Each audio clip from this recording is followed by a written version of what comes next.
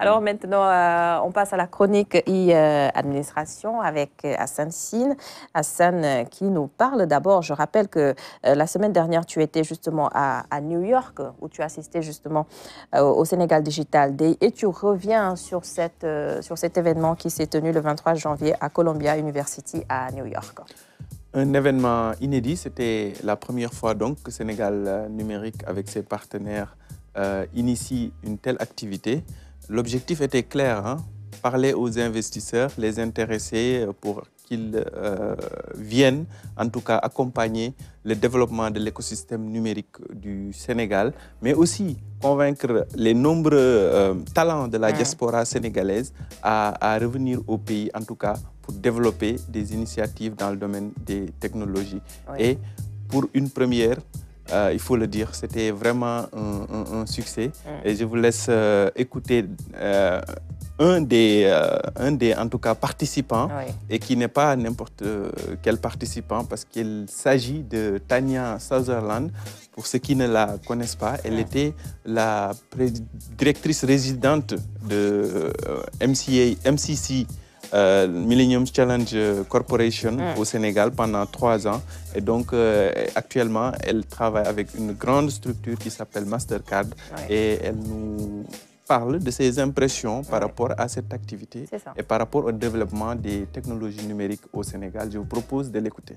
Je m'appelle Tania Sutherland, je suis conseiller juridique avec le Mastercard, mais avant ça, j'étais avec le gouvernement américain en tant que représentante résidente du MCC, Millennium Challenge Corporation à Dakar. J'étais passée là-bas de 2010 à 2013 et j'accompagne le développement au Sénégal depuis 30 ans déjà. Et je pensais que la journée était excellente. La qualité des présentateurs, l'organisation par les APIX, le Sénégal numérique, les questions et les sujets sur lesquels on s'est penché, c'était vraiment nécessaire, c'était pertinent. On parlait de toutes les technologies émergentes, l'infrastructure nécessaire afin de soutenir l'adoption des technologies émergentes, les opportunités, les risques, tout ce qui est sur le sujet et qui l'entoure. Nous avons discuté en profondeur. On a fait aussi un peu de réseau, de networking. Et je suis très optimiste du futur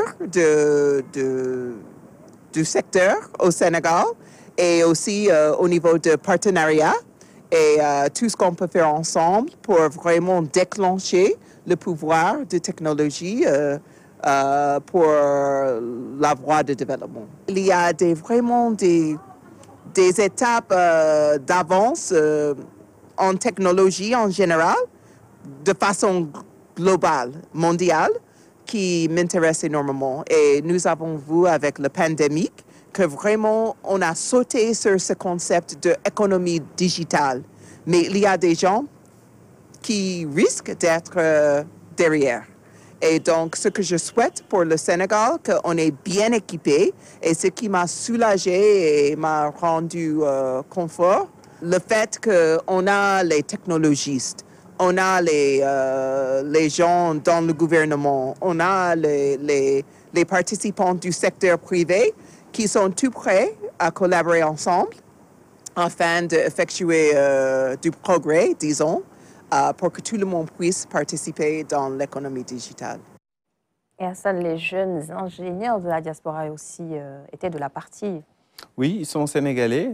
Pour certains, ils ont fait leurs études aux États-Unis, ou en tout cas, ils ont poursuivi leurs études aux États-Unis dans le domaine, dans le vaste domaine de l'informatique, comme par exemple cet ingénieur en cybersécurité ou encore celui-là qui est dans l'entrepreneuriat numérique. Je vous propose de les écouter. Il s'appelle Abdoulaye Diop et Cheikh Matili. Je suis ingénieur en sécurité informatique. Voilà, aujourd'hui, on a eu la chance de participer au Sénégal numérique, vraiment qui est une chance pour nous, les jeunes, d'entreprendre et aussi nous, les jeunes qui sont ici au diaspora, d'être un pont par rapport ici et au Sénégalais, quoi. Vraiment, ça nous a beaucoup aidé à aussi connaître les gens qui sont dans notre propre milieu. Je suis jeune entrepreneur, cofondateur de YITEC, qui veut dire Yité en Wolof, et Tech, on a ajouté le mot Tech pour vraiment montrer notre dynamique à changer les choses au Sénégal. Donc on a une vision qui est basée sur la technologie et pour pouvoir changer les choses au Sénégal et amener un développement durable. Donc notre premier objectif en tant que jeune, on a fait une réflexion et on a trouvé qu'on voulait vraiment participer au développement de notre pays. Et comment faire, on a décidé franchement de créer une structure, une plateforme qui pourra aider les agriculteurs au Sénégal. Et d'abord l'informatiser, on a créé un website et aussi pouvoir digitaliser et donner l'accès à ceux qui n'ont plus, qui sont dans le secteur informel et les aider, les accompagner aussi, les sensibiliser.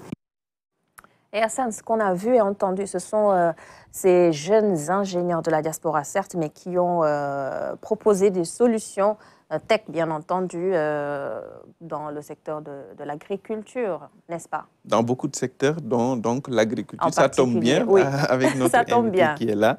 Et c'est pour dire que vraiment les idées sont là et elles ne demandent qu'à être exploitées pour le bien-être, pour le développement. Et donc c'est ce que propose YITEC. YITEC, c'est sa solution et c'est une solution aussi qu'il compte implémenter non seulement au Sénégal, mais dans toute la sous-région pour beaucoup plus de rendement dans l'agriculture, l'agrobusiness. C'est ça, M. Sen. Oui, on parle de modernisation de l'agriculture aussi. Bien sûr, avec la nouvelle technologie. Déjà, vous savez qu'il y a ce qu'on appelle des systèmes d'irrigation automatisés, déjà, parce qu'à travers le téléphone, on peut bel et bien donc arroser. Donc, c'est juste une programmation qui se fait. Et j'espère que le secteur agrotique joue un rôle très crucial dans ce sens. Autre chose aussi, au début, par exemple, ce qu'on appelle le plan d'effet que vous faisiez, parfois vous avez tendance à énumérer, avoir un cahier de charge, à écrire, par exemple, sortie, entrant, etc., pour au moins une façon que là, maintenant, vous devez quitter cette phase-là maintenant pour aller dans d'autres parties, c'est-à-dire tout soit au moins numérisé. Est-ce que vous comprenez un peu? Autre chose aussi est à savoir que là, avec l'utilisation des drones, on peut faire ce qu'on appelle le traitement phytosanitaire, bien sûr, au lieu de maintenant d'utiliser la force musculaire toujours, donc à faire le pompage pour au moins donc, faire le traitement sur 1 hectare ou bien 2 hectares ou voire plus. Et là, ça demande en tout cas des efforts physiques très difficiles. Et j'espère qu'à travers l'utilisation de cette nouvelle technologie, ça pouvait en tout cas apporter un apport très important, en tout cas à travers ce secteur d'activité. C'est important, Hassan. C'en est tout. Oui, c'est un échantillon parmi ce qu'on a pu trouver, en tout cas lors de ces journées, qui était vraiment une rencontre de réseautage, mettre en rapport des investisseurs, des jeunes ingénieurs fraîchement diplômés ou en tout cas porteurs de solutions et le secteur privé qui était représenté aussi, l'État du Sénégal avec Sénégal Numérique qui est l'initiateur, mais aussi l'APIX et Petrosen. D'ailleurs, on va y revenir peut-être la semaine prochaine. Le directeur général de Petrosen a fait une communication très importante sur tout ce qui est pétrole et gaz, avec toutes les perspectives que l'on connaît ici au Sénégal et comment le numérique peut être vraiment un atout par rapport à ce secteur en évolution ici au Sénégal. C'est ça. Merci beaucoup Hassan pour ta chronique et administration d'aujourd'hui. Alors, le reste de notre temps.